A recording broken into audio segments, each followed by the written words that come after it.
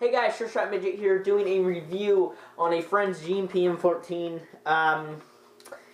I did this video like twice, but I did it probably 7 months ago, and it was way too long. And I did one last night, and it was too long too. So I'm going to try to simmer it down a little bit. First of all, this person that owns this gun is the same person that I built this gun for. This is his M4. Same person I built this gearbox for him. The externals he had bought as a base gun. But I built the gearbox for him. And actually, next, another person on our team that we play with a good bit, at least during the summer, we play with him a lot, or he comes out and plays. Like every time he goes out and plays, we go, so, because we take him. Because I go to school with him. But anyways, I'm building him a gun. At the end of next week, we'll have all the parts in. It's a JG zombie killer. So I'll do a review, shooting test, and chrono all in one video. Probably outside. Definitely outside. Because of the shooting test. And then we're ordering upgrade parts for him. And I'm going to take the thing apart. When he's here, he wants to know how to work on it a little bit. So I'm going to walk him through it. But I'm going to put new gears in there. I'm going to put a new piston. I'm going to keep the spring stock, a new cylinder head, a new motor, and a new battery, because the gun doesn't actually come with a battery. And it's actually a key mod custom, so it has a key mod on it already. And it's got some nice flip-up sights and a crane stock, so it's already externally pretty cool, at least to his specifications. And he already has a red dot to throw on it, so I'll be making a video on that after it's built. I'll probably, I'll do the stock gun by myself in my video, and then I'll probably make a video with him after his gun is built and see what he thinks and go over the upgrades. There's not going to be a too awfully lot of upgrades, but it'll be enough to make another video on and show you the performance on it. Quick video at least. And then also I might be building another person a gun, but that's probably going to be in next month or the month after. I told him I would build his gun. And his Lancer Tactical PDW, believe it or not, build it so it actually works really well. Stock, they're not that bad, but it's not the best performing. It's lasted for a year, but doesn't get good rate of fire. The FPS is alright, but you know what I mean. Performance isn't that good on something like that. So I want to upgrade it for him. Spend probably $100 on internals, and I'll throw all that in there and build it for him so that it gets good rate of fire, good FPS, and sounds better overall. Because the PDW doesn't really sound that good. But anyway, so if you like teching videos or just upgraded guns in general, I will have one next week for you probably. For sure, he's going to pay me this weekend, and I'm going to order stuff from eBay, and hopefully it'll be here by like Thursday or Friday. I'm hoping it will be here Thursday, but it might not be here till Friday. We go play Saturday, so hopefully I'll get it working, but worst case scenario, he can use this Galil that he has.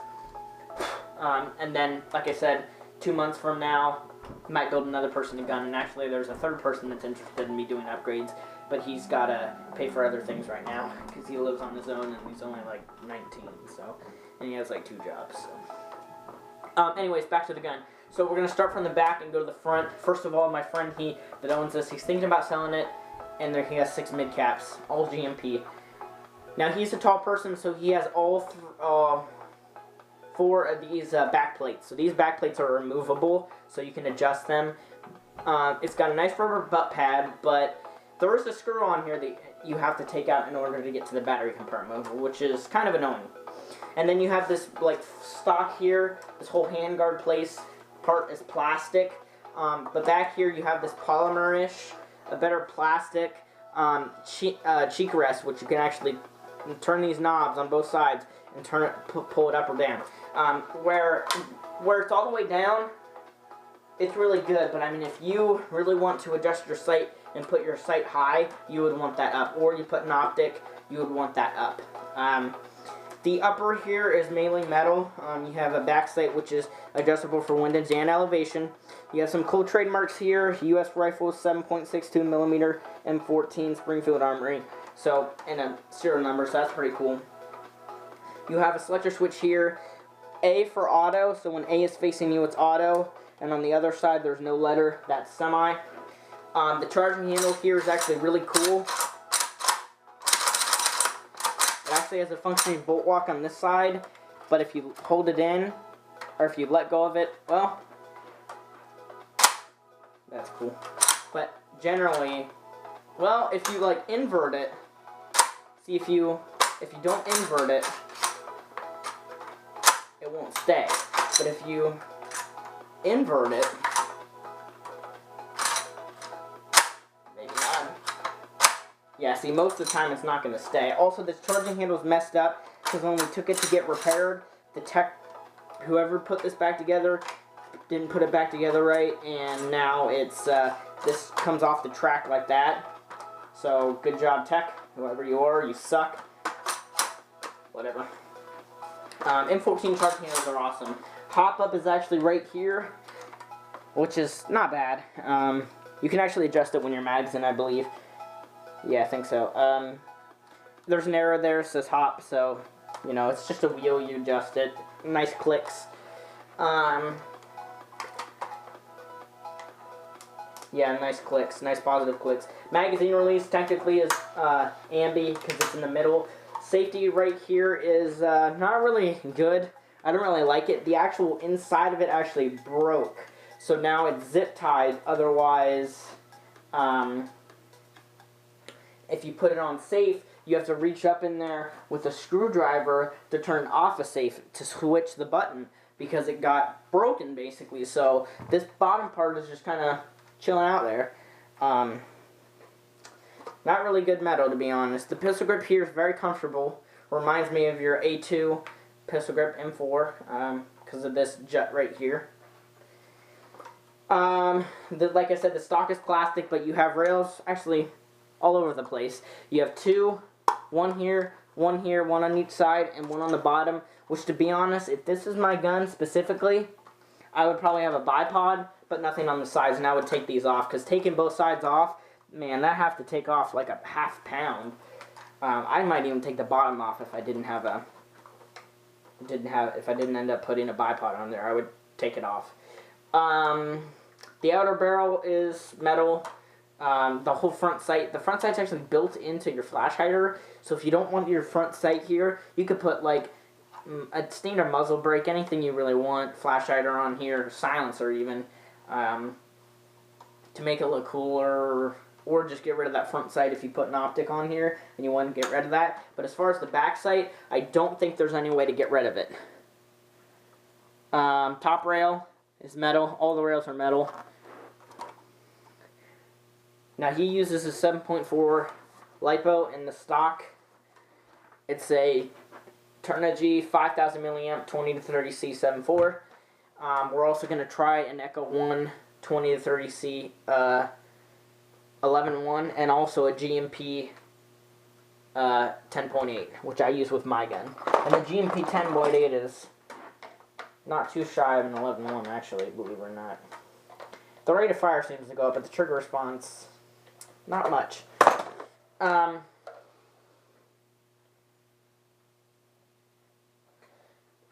was just looking at this. WE just released their P38, or they're coming out with one. Look at that. Beautiful. Beautiful. I doubt I'll get it.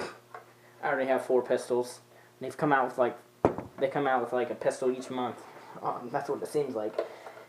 So we'll start off as a 7.4. We're just gonna dry fire right now. I will chrono it real quick and shoot BBs, but we're just gonna dry fire to see the rate of fire difference. So semi on a 7.4.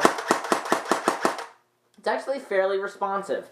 And it's got an Echo or G&G piston because the original G&P one actually broke because a bushing or bearing broke. I'm not sure what's in here. I think it's a ball bearing because from what was in the bag, I think the ball bearing, like the bearing stuck, the thing exploded and the bearings probably just poured everywhere.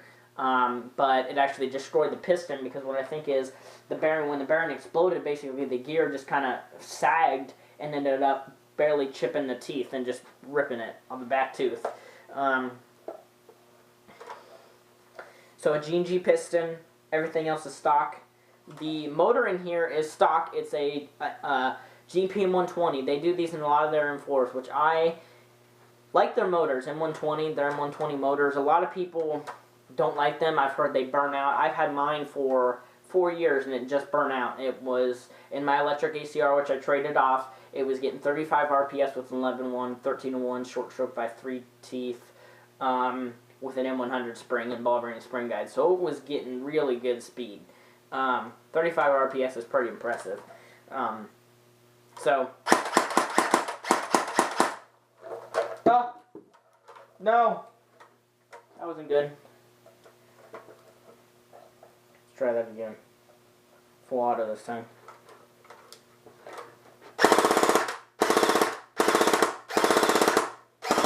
I think I chronoed that and it was like 17 RPS, which isn't bad. G&P 10.8. Let's go and do the 10.8. Then the 11 one, because the 11 one's the most powerful. This one's pretty dang good, though. The 10.8. Oh, it's on auto. Durr. Semi. Response time doesn't seem to be any better, but full auto's where you can tell. That's like, that's a little bit above 20 right there. You can tell. Because my gun's about 25 RPS, and that sounds about the same. The 11-1, it goes up just a little bit, maybe. I don't know, it might be about 25 with the 11-1. Semi. Just probably getting overspin because of the power, or pre-stocking.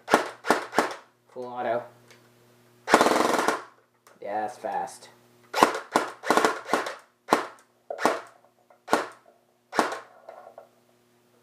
I'm going to go ahead and unplug this 11-1 and use the 7.4 because I don't want to hurt the contacts. This is also not my 11-1. It's for PTW. My brother's PTW. You could use it in anything, though. But it's just, I think it fits in the buffer tube. On a PTW. Could fit in a buffer tube on anything, though. PTW is nothing special. Said to cost $1,000 at least. Semi, correct, yeah.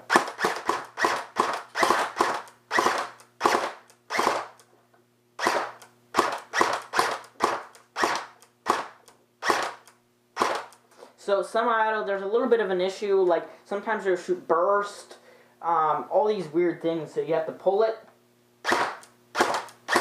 But when you don't pull it all the way in, it kind of does burst. So you pull it all the way in, wait for it to fire, and there's a little bit of a feeding issue with heavyweight BBs. These are 2.8s. Let's go ahead and chrono with 2.8s. He uses .2s because the hop-up's not too effective. He always gets 2.8s. I'm not sure. He always buys 2.8s, and I'm like, your hop-up is not very good with 2.8s. You have to get 2s. And I know that's bad for, I mean, an M14 using 2s is not, you'd think would not be a good thing, but the hop-up, it will not hop anything above 2s. 2s, it's dropping out of, the BBs are dropping out about 150 feet. If you use anything else, it drops at like 100. So, and the same thing with his M4. With .2s, I sighted it in, all the way hopped up, the BBs are dropping out about 150 as well. But he bought 2.8, so the only thing he'll be effective in is CQB, unless he lobs. 314, 325, that's actually harder. 274, 280, do I have my, need my pickle. All the pickles are in here. Ah, here's the pickle. I'll shoot that. I was shooting a blanket over there, but it's on a chair, so it ricocheted. 280, I don't know what that was about. 284, 289, or 298, sorry. 284, 320, 280, 305, 312. That's not very consistent. Some people are like, oh, gas blowbacks aren't very consistent. Well, that was horrible. That was going from like 370s to 320, or 270s to 320. Wow. That was odd, but I'd say it's about 300 with 2.8s. Because it was getting about 370, 360 with 2s yesterday when I did the video, so it's not a very hard shooting gun. To be honest, if I had an M14, I would want it shooting probably 350 with 2.5s. That's probably what 300 with 2s, or 30s. That's a pretty hard shooting gun.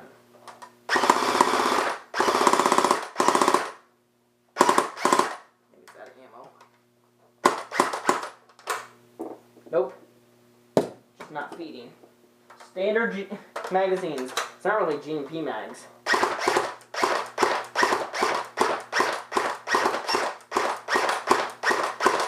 This gun in general has had feeding issues.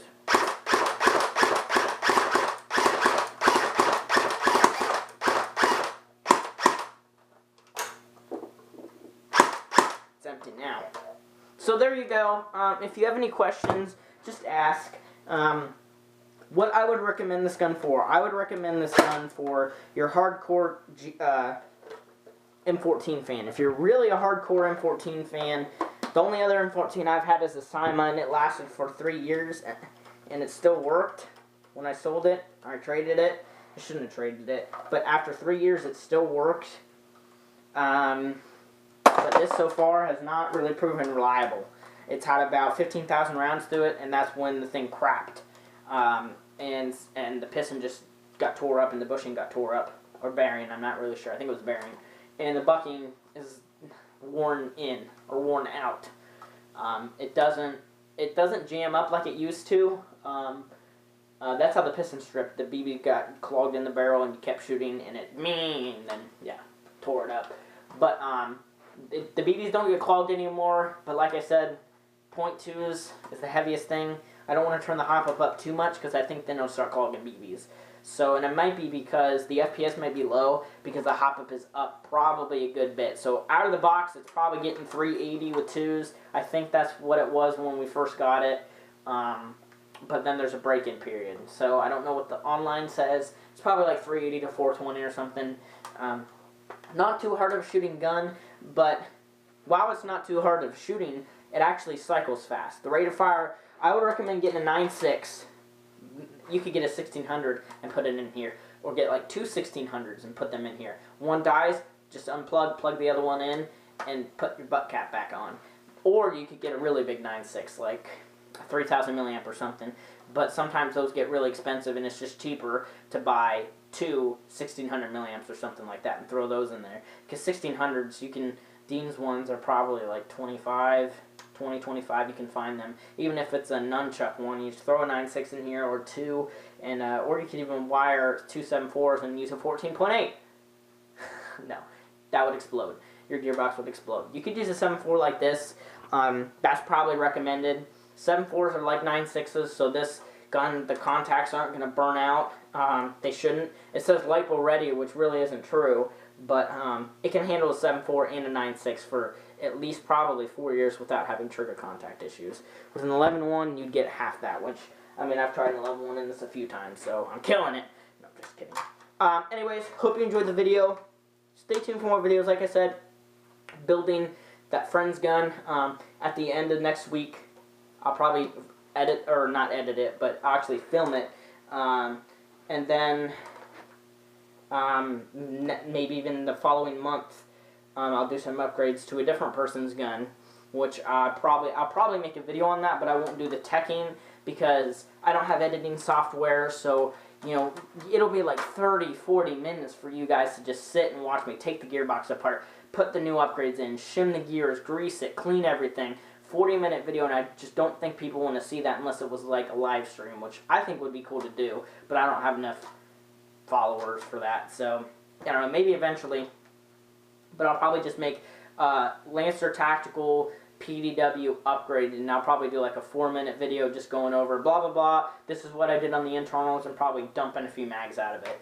And do the same thing with the Zombie Killer M4 Key Mod Custom. So, and also I'm working on my gun. Just ordered a new gearbox shell for it, but I've got to, people owe me money, so I've got to buy a MOSFET and then put it back together.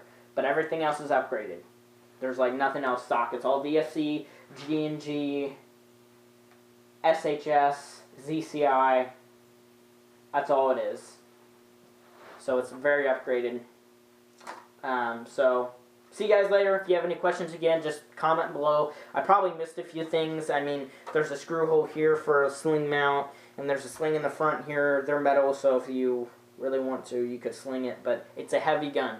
Also forgot to mention that. It's like 4 pounds lighter than any rifle I use. With my M16 as a 20-inch barrel, which is longer than this, and the gun is like a good 4 pounds lighter, and I don't understand why. And that gun is solid. It's built really well. It's a gas blowback rifle, and it's just not very heavy. It's because I got a modular rail system on it. It's actually like a 13-inch rail, so it's something that's not super light. But anyway, stay tuned for more videos, guys. See you later. Pew pew. Milton. Only if this was gas blowback and WeTech. That would be cool. See you guys later.